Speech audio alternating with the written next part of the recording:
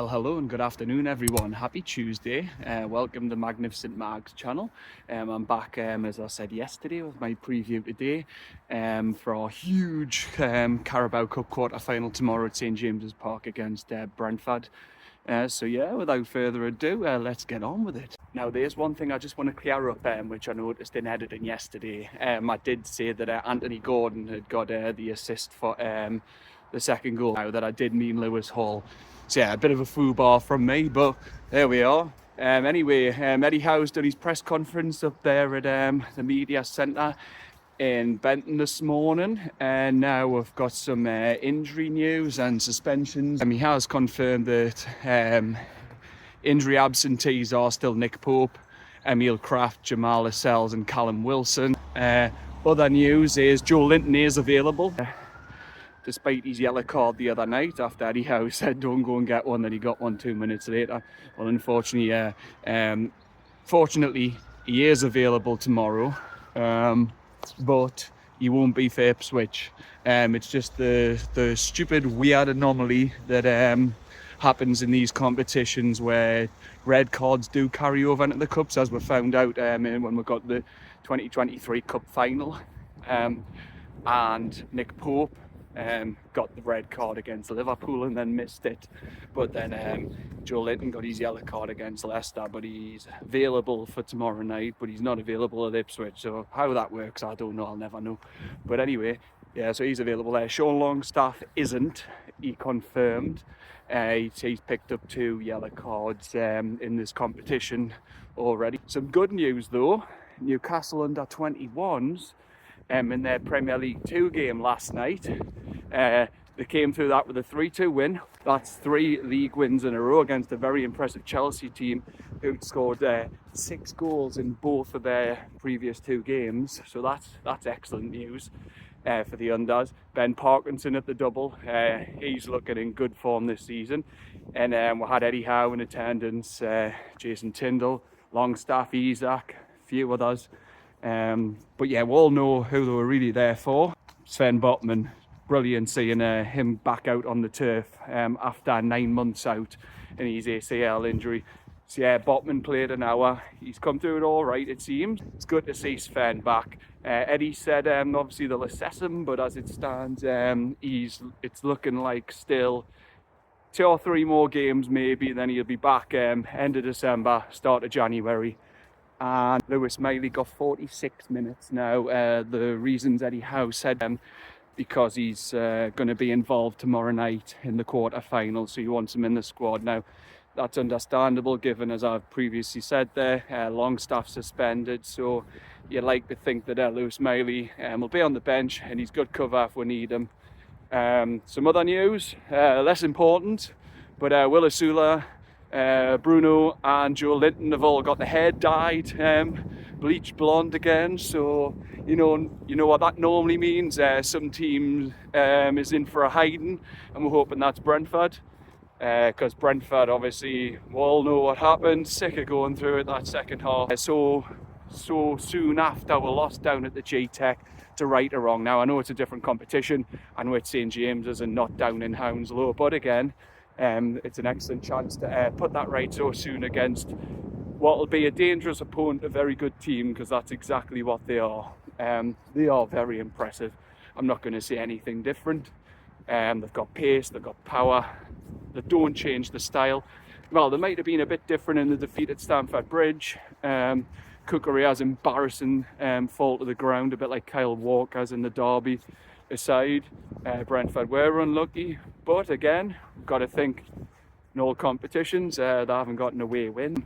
We went and take advantage of that tomorrow. Big home crowd, sell out, yeah, there'll be nerves, but honestly I think like everyone else, I'm just willing these first 3 shifts away at work. But yeah, I think everyone's just like willing this game on tomorrow night. I'm not bothered about Thursday, Friday, I just can't wait for tomorrow. I'm super excited. And we're hoping the team can get to the semi-finals, because it was pointed out this morning by Luke Edwards that and Eddie Chuckley retorted to him saying you had a lot of time on your hands, you must have had a late night. But Luke, yeah, Eddie's good sense of humour said that makes a change. But yeah, it'll be our 134th attempt at winning a domestic cup since we last won one, which we all know is 1955. Again, we've never won the League Cup, but 134th attempt. And he said the last Newcastle manager to take out any two semi-finals domestically was Stan Seymour. Now, I've looked this up, that is correct. It was in 1951 and 1952 when we won back-to-back FA Cup. So 1951 was when we won a replay against Wolves, and then we got the final. And then 1952, it was replay against Blackburn Rovers, got to the final, and then we beat Arsenal 1-0. So yeah, Stan Seymour, the last manager to take two semi-finals domestically. The last manager doing any competition was the late, great Sir Bobby Robson. And that was, we do know, was 1999-2000 season. So yeah, 2000 we know we got to Wembley, where we lost to Chelsea. Gus Poyet were forever nemesis as a player and then a manager. We lost to Chelsea in the semis. Rob Lee's head, obviously, after Shearer's cross. We'll remember that over a certain age. And then 2004, I was at the games when we lost to Marseille and the UEFA Cup semi-finals. Well, obviously, we got to the semis first, I could see in James's. Then it was 0-0 at home. Fabien Barthez had the game of his life. And then the big difference maker away from home at the Stade Velodrome in the south of France was we lost Woodgate, and then Didier Drogba, which basically sealed his move to Chelsea, destroyed one. So yeah, that sticks in my mind. But we've been nearly men so many times, so we've got to end it at some point, and we've got to just keep that cup dream alive tomorrow. We've got to stop being the nearly men. We do. And I think tomorrow night, well, my predictions are we are going to win. A couple of other pointers I'll just cover, but very briefly, because I just want to stick on the cup game, because I'm sick to death of talking about PSR. But it was put, Eddie, do you think that the PSR restrictions mean we're having to scale back a bit from Amanda's comments?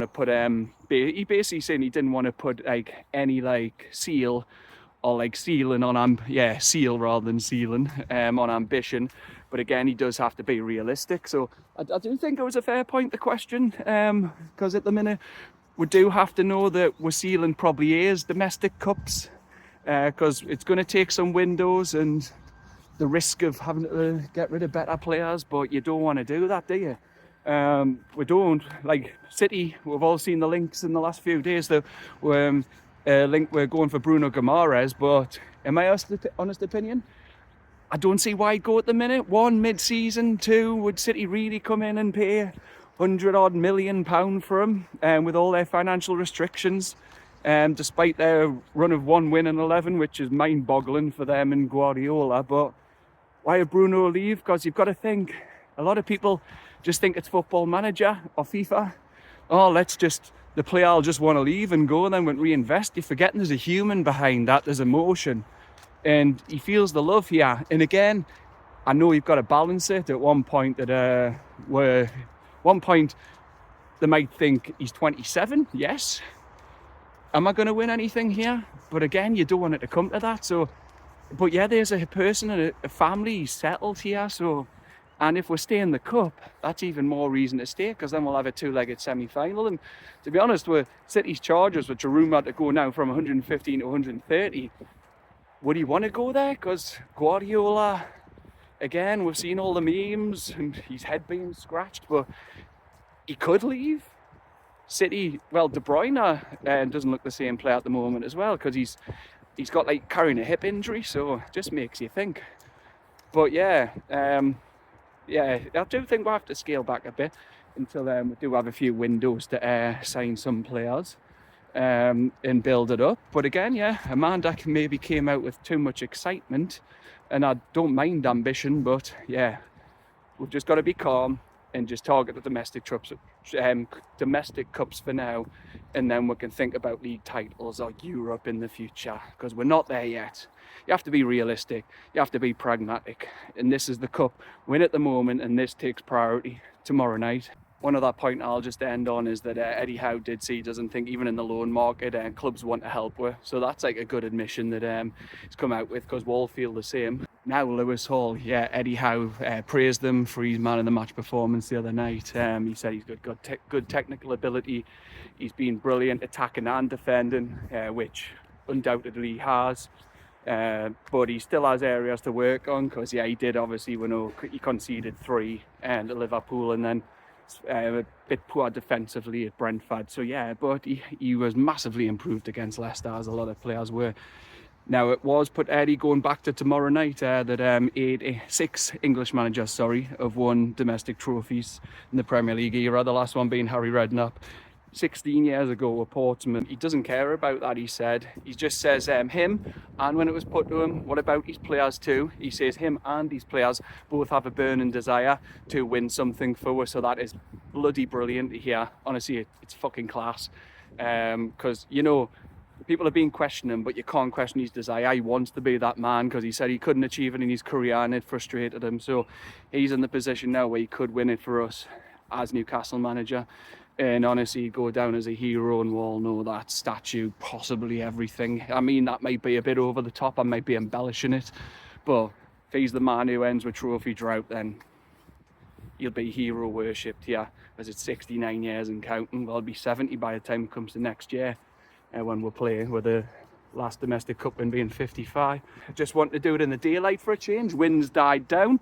I'm not being blown into Northumberland here from North Tyneside, but yeah, I'm super excited for it.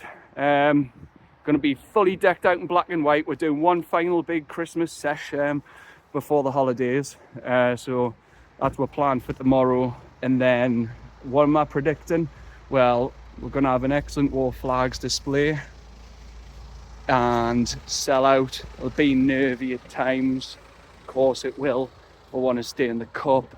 But my prediction is Newcastle, in the mood they are, the high off Saturday, just the wind behind the sails, feel good factor.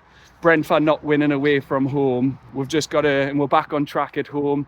I just think it's going to be electric under the lights, and I'm going for 4-1 Newcastle.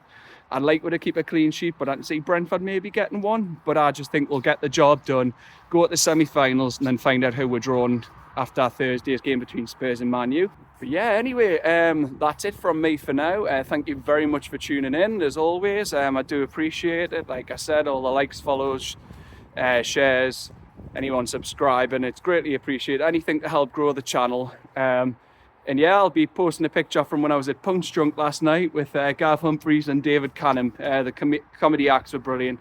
Kai and Matt Reed, as always. Just want to give you a shout out, and I'll be sharing the Punch Drunk channel. But yeah, anyway, thank you everyone. Enjoy your Tuesday evenings. Try and sleep tonight. I doubt I will, but I'm going to try and get some sleep. I'm going to keep myself occupied. A few things to do, go to the gym.